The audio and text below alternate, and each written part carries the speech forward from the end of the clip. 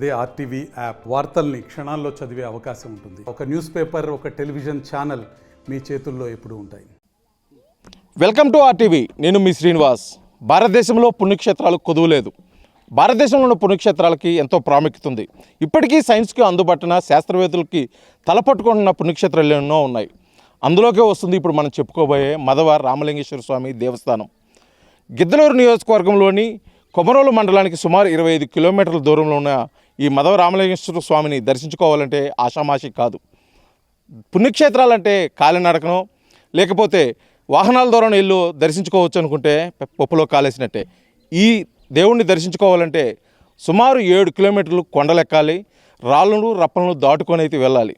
సంవత్సరానికి ఒక్కసారి శివరాత్రి రోజు అక్కడ జరిగే వింతలు విశేషాలు చూడటానికి, అదేవిధంగా తరతరాలుగా వస్తున్న వంశపారంపర్యంగా అక్కడ పూజలు నిర్వహించేందు కోసం కూడా ఇక్కడ ఉన్నటువంటి గ్రామస్తులు ఆ రామలింగేశ్వర స్వామి దేవస్థానానికి అయితే వెళ్ళి అక్కడ పూజలు పుణ్యక్షేత్రాలు అయితే చేస్తున్న పరిస్థితి. అసలు ఆ రామలింగేశ్వర స్వామి దేవస్థానం యొక్క ప్రాముఖ్యత ఏంటి, అసలు అక్కడ ఆ దేవస్థానం ఏ విధంగా ఏర్పడింది, ప్రాముఖ్యతలు ఏంటో ఆర్టీవీ ద్వారా తెలియజేసే ప్రయత్నం చేద్దాం.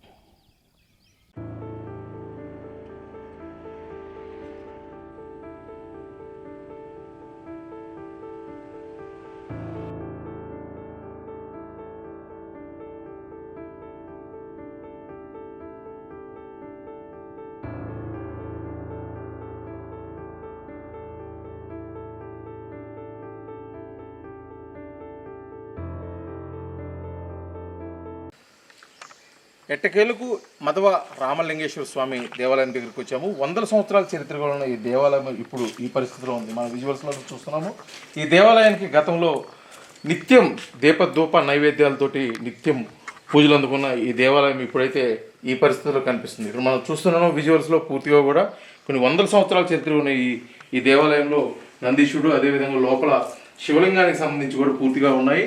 ఇది ఇటీవల కాలంలో అంటే ఈ గుడి నిర్మాణం అయితే ఇప్పుడే చేశారు, కానీ ఇది మొట్టమొదటి దగ్గర నుంచి కూడా ఇక్కడ పూజలు అందుకున్న ఈ రామలింగేశ్వర స్వామి పూర్తిగా దేవాలయం పూర్తిగా గంట కూడా రాతి గంటలు, అదేవిధంగా పంచలోహ గంటలు అయితే ఇక్కడ ఉన్న పరిస్థితి. ఇక్కడ ఈ శివలింగానికి పూర్తిగా కూడా పుట్ట అంటే ఏదైతే పాములు పుట్ట చెప్పుకుంటామో ఆ పుట్ట అయితే పూర్తిగా కప్పేసి శివలింగాన్ని కాపాడుతున్నట్టుగా ఇక్కడైతే గ్రామస్తులు చెప్పుకుంటున్న పరిస్థితి. పూర్తిగా ఇక్కడ మదవ గ్రామంలో ఉన్న ఎవరైతే గ్రామస్తులు ఉన్నారో వాళ్ళందరూ కూడా గ్రామం విడిచిపోవడం వల్ల ఈ దేవాలయానికి ఈ దుస్థితి ఏర్పడిందని చెప్పేసి కూడా చెప్పుకుంటున్నారు. ముఖ్యంగా గతంలో అయితే ఇక్కడ నిత్యం కూడా పూజలు అందుకునే రామలింగేశ్వర స్వామి దేవాలయం అయితే ఇప్పుడున్న పరిస్థితి అయితే ఇక్కడ చూస్తున్నాం. అదేవిధంగా కూడా ఇక్కడ ఈ రామలింగేశ్వర స్వామి దేవస్థానంలో ప్రతి సంవత్సరం కూడా ఇక్కడ ఒక ఉత్సవం కూడా జరుగుతుంది. ప్రతి సంవత్సరం ఆ ఉత్సవాన్ని ఘనంగా నిర్వహించుకునే దానికోసం అయితే చుట్టుపక్కల గ్రామస్తులు అంటే ఈ మదవ గ్రామం నుంచి వెళ్ళిపోయిన ప్రతి ఒక్కరు కూడా ఈ గ్రామానికి వచ్చి ఈ దేవాలయంలో వాళ్ళు మొక్కులు చెల్లించుకుంటూ పొంగళ్ళు పెట్టుకుంటూ తమ మొక్కులు అయితే చెల్లించుకునే పరిస్థితి సంబంధించి మొత్తం కూడా ఈ దేవాలయం యొక్క ప్రాముఖ్యత, ఈ దేవాలయం ఎంతకాలం ఏర్పడిందని చెప్పేసి ఇక్కడ ఉన్న చుట్టూ ఉన్న వాతావరణం చూస్తుంటే మనకు తెలిసిన పరిస్థితి. ఈ చెట్టును చూస్తే తెలుస్తుంది ఈ గుడి యొక్క చరిత్ర కొన్ని 100 సంవత్సరాలు ఉందని చెప్పేసి. అదేవిధంగా ఇక్కడ ఒక ప్రత్యేకత ఉంది. అక్కడ కనిపిస్తున్న నీటి మడుగైతే నిత్యం 365 రోజులు కాలంతో సంబంధం లేకుండా ఎండాకాలం కానీ, వర్షాకాలం కానీ, శీతాకాలం కానీ ఎప్పుడు 10 అడుగులు నీళ్లు ఉంటాయి. ఆ గుంట ఎండిపోవటం కానీ ఇప్పటివరకు మేము చూడలేదని చెప్పేసి ఇక్కడ గ్రామస్తులు కూడా చెప్తున్న పరిస్థితి అవుతుంది. ఇక్కడ ఈ దేవాలయ ప్రాముఖ్యత తెలియజేసడం కోసం మనతో పాటు అయితే ఈ గ్రామం నుంచి విడిచి వెళ్ళిన ఒక ప్రజలైతే ఇక్కడ దీనికోసం అయితే చెప్పడానికి అయితే మనతో పాటు ఉన్నారు. వారు మాట్లాడి తెలుసుకుని పెద్ద చేద్దాం. అయ్యే చెప్పండి, ఈ మదవ రామలింగేశ్వర స్వామి దేవస్థానం అంటే చుట్టుపక్కల గ్రామాల్లో మంచి పేరుంది. ఇక్కడ జరిగే శివరాత్రి రోజు జరిగే పండుగ వాతావరణానికి అయితే ఇప్పటికీ చెప్పుకున్న పరిస్థితి. ఈ దేవాలయం యొక్క ప్రాముఖ్యత ఏంటి మీకు తెలిసి? ఏలే సార్, ఇప్పుడు ఎన్నో తరాలైనవి, తరాల నుంచి ఈ ప్రతి శివరాత్రి అప్పుడు తిరణాలు జరుపుతాం. 40 కుటుంబాలు ఉన్నాం మేము. ఏమీ లేదు, ఆస్కారం రోడ్డు లేదు, ఏమి లేదు. ఈ దేవుని నమ్ముకొని ఉండడం మా పిల్లలు పుట్టిన కానీ ఈ దేవుని పేరే పెట్టుకొని బతుకుతున్నాం. వీడికి ఏమే కానీ దారి మటుకు లేదు.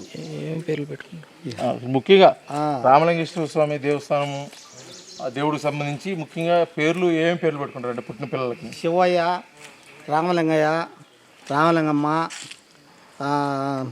ఇంకా దేవుని పేర్లే అన్నీ.